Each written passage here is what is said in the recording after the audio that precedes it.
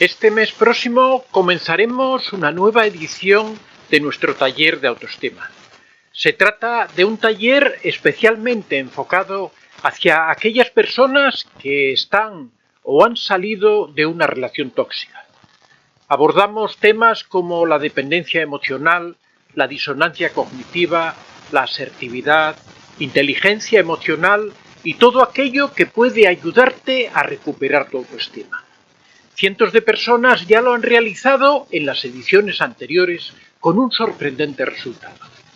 Si sientes que tu autoestima ha sido destruida por una relación tóxica o quizá por algún trauma de tu infancia, te animo a ponerle solución para así poder disfrutar de una vida plena.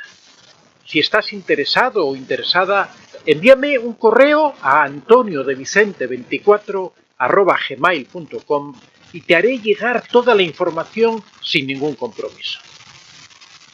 En primer lugar, uno se pregunta que ¿qué es una familia disfuncional, ¿no? Una familia disfuncional es cualquier familia que no cumple la misión para la que está encomendada la familia. ¿Y cuál es la misión que tiene una familia? Pues muy sencilla, es la de proteger, de dar cobijo y permitir el desarrollo de todos los miembros que hay en la familia, tanto los esposos como los hijos. Si existe algún allegado en la familia, también se considera parte de esa familia. Entonces, cuando una familia se cumplen todos esos propósitos de protección, de desarrollo, de respeto, de crecimiento de la familia, pues se dice que es una familia funcional.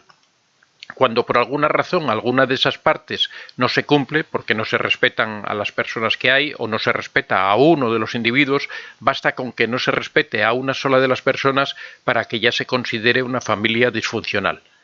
¿Qué síntomas son los que podemos detectar para darnos cuenta de que una familia...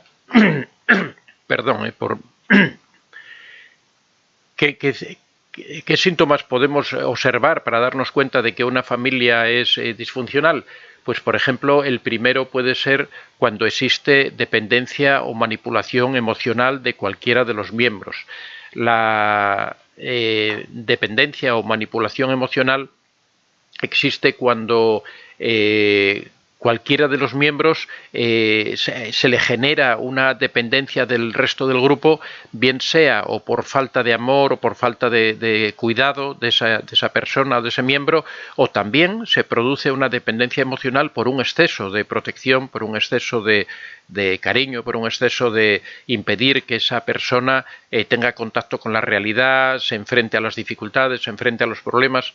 Por ejemplo, uno de los orígenes o el origen del narcisismo está precisamente en esa dependencia emocional que se genera cuando se protege demasiado a un niño, ¿no? Cuando se impide que ese niño se enfrente a las dificultades, cuando se le facilita todo, cuando se le alaba por todo. Realmente lo que se está creando es una persona disfuncional, es una persona con un trastorno. Otra característica de una familia disfuncional es cuando existe violencia intrafamiliar del tipo que sea, cuando existe violencia entre los cónyuges, cuando existe violencia de los padres hacia los hijos, cuando existe violencia de los hijos hacia los padres, cualquier situación que sea, ya sea violencia psicológica, ya sea violencia verbal, ya sea violencia sexual, violencia física, cualquier tipo de violencia que se dé dentro de la familia, porque la familia no es un ámbito donde pueda haber violencia, ¿no? Puede haber un día una discusión, o sea, hay cosas que entran dentro de lo normal, ¿no? Por ejemplo, un día dos niños pueden pelearse, son cosas de niños, ¿no? Pero eso no conlleva. Ahora, cuando una violencia se da de forma reiterada, por ejemplo, cuando hay un niño que de forma reiterada agrede a otro de los niños de la familia y de forma reiterada ocurre eso y los padres ven esa situación y no lo impiden, no ponen todos los medios para evitar eso, realmente ahí estamos ante una familia disfuncional. Mucho más cuando son los padres los que agreden a los hijos o cuando son los padres los que se agreden entre ellos, ¿no? Si quieres ampliar información sobre el tema del narcisismo, tienes a tu disposición en Amazon mis libros. Cómo reconocer a un narcisista, en donde damos una descripción precisa de este perfil. El contacto cero, que es la técnica definitiva para alejarse de un narcisista.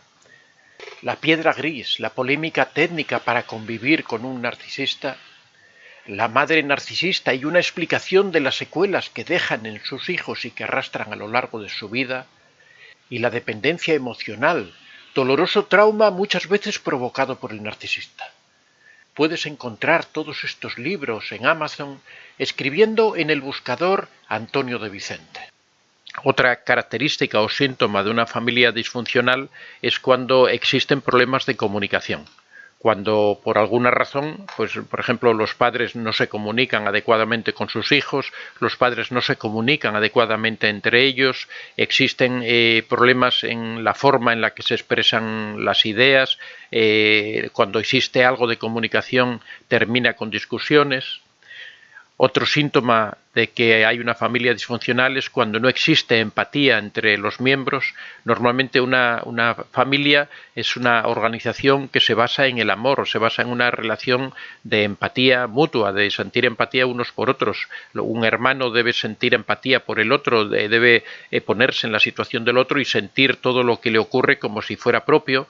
Los padres con los hijos al igual, los esposos entre sí tienen que mantener una relación empática. Cuando no existe esa empatía, cuando no existe esa relación de ponerse en el lugar del otro, de compartir esas mismas cosas, ahí también estamos en presencia de una familia disfuncional. También hablamos de una familia disfuncional cuando se dan prejuicios de género. Prejuicios de género se dan cuando en una familia hay preferencia por el género o por el sexo de una de las personas y no por el otro. Por ejemplo, es típico, por poner un ejemplo así bastante que todos conocemos, en determinados países árabes en donde, por ejemplo, las mujeres no pueden estudiar. Todavía hace poco en Afganistán se prohibió a las mujeres ir a la universidad. Ahí, en esas familias, posiblemente, bueno, en este caso la culpa no es de las familias, sino sería del Estado, pero cuando ese mismo prejuicio de decir, por ejemplo, no, aquí en esta familia estudian los hijos, por ejemplo, yo recuerdo en mi familia hace años aquí en España era así también, porque, por ejemplo, recuerdo que en la familia de mi madre, la única mujer que había era mi madre, entonces mi madre no pudo estudiar porque era mujer y tenía que quedarse ayudando a mi abuela, y sin embargo todos los demás hermanos, que tenía otros 4 hermanos, estudiaron. En ese caso se podría hablar que es una familia disfuncional por un problema de género, porque a uno de los miembros, por el género que tiene, se le impide alcanzar determinados objetivos o determinadas cosas a las que tiene derecho, ¿no? De hecho, mi madre siempre se lamentó de que nunca se le hubiera permitido estudiar cuando a ella le gustaba mucho estudiar y echaba de menos eso, ¿no? Por ejemplo, cuando se dan conductas inapropiadas. Las conductas inapropiadas pues son desde las faltas de respeto, el desprecio, las humillaciones entre los miembros de la familia, ya sea por parte de los hijos entre ellos, ya sea de los padres hacia los hijos, ya sea de los padres entre ellos, porque es posible que entre los hijos en algún momento puedan darse esas situaciones de desprecio, de humillación, pero en una familia funcional rápidamente intervienen los padres para solucionar esa situación, ¿no?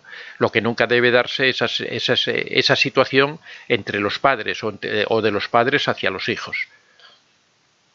Otra circunstancia es cuando permanentemente existen conflictos en la familia, cuando cualquier situación, cualquier circunstancia da lugar a un conflicto, ya sea por falta de asertividad, por no saber comunicarse adecuadamente, por no saber expresar cada uno sus opiniones, por no saber respetar los límites de los demás, por no saber respetar las opiniones de los demás. También otro de los síntomas de una familia disfuncional es cuando se produce el aislamiento.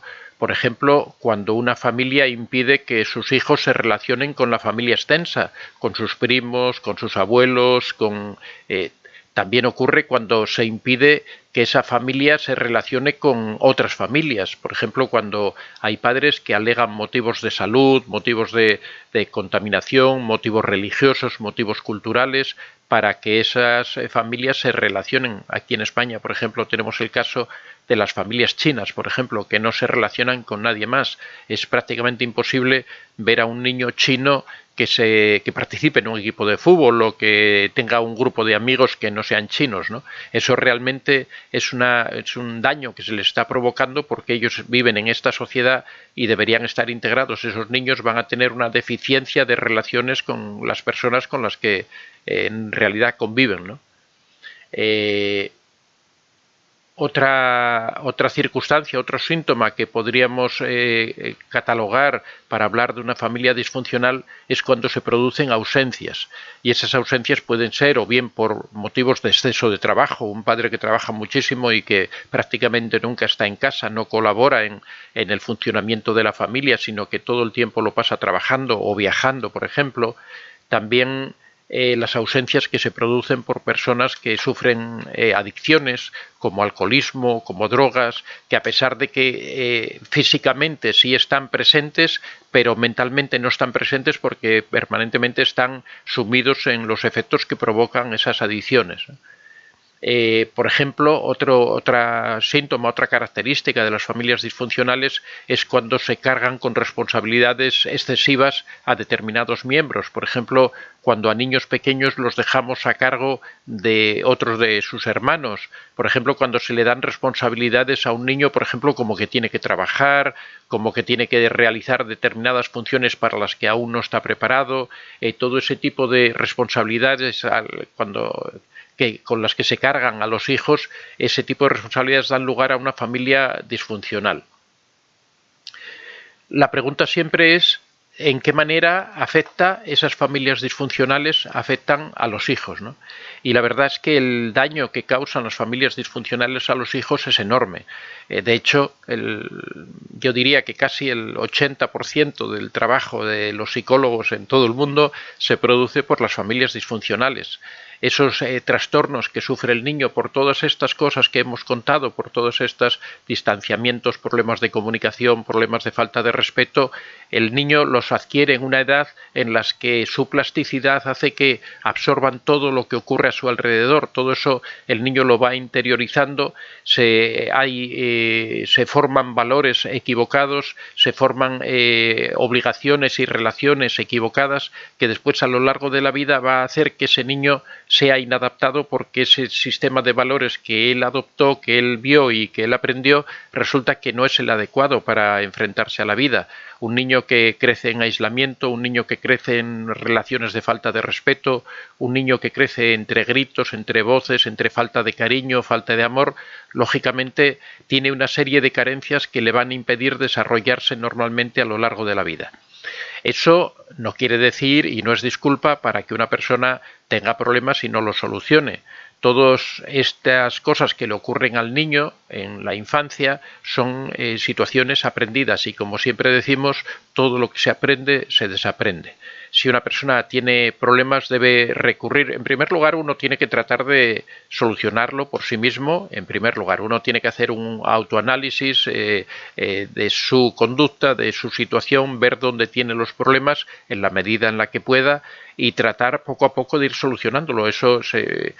Hay muchos de los problemas que sufren las personas en la edad adulta causados por estas familias disfuncionales que la persona puede ir solucionándolo a lo largo de la vida, bien sea tratando de establecer relaciones funcionales él con otras personas, aunque a veces carece de los conocimientos adecuados para poder hacerlo porque no lo aprendió en la infancia, pero sí uno se va dando cuenta mirando a las otras familias, viendo cómo son las relaciones con las otras familias.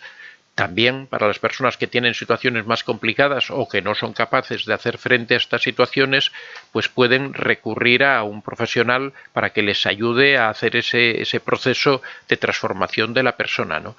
Pero todo lo que se aprende se desaprende. No puede existir la justificación de que es que a mí de niño me trataron mal o es que de niño mi familia era así para justificar las conductas que uno tiene de adulto, porque de esa manera las familias disfuncionales se perpetuarían eternamente y nunca habría una solución. Si uno es hijo de una familia disfuncional, va a tener hijos disfuncionales, va a tener nietos disfuncionales y no tiene por qué ser así.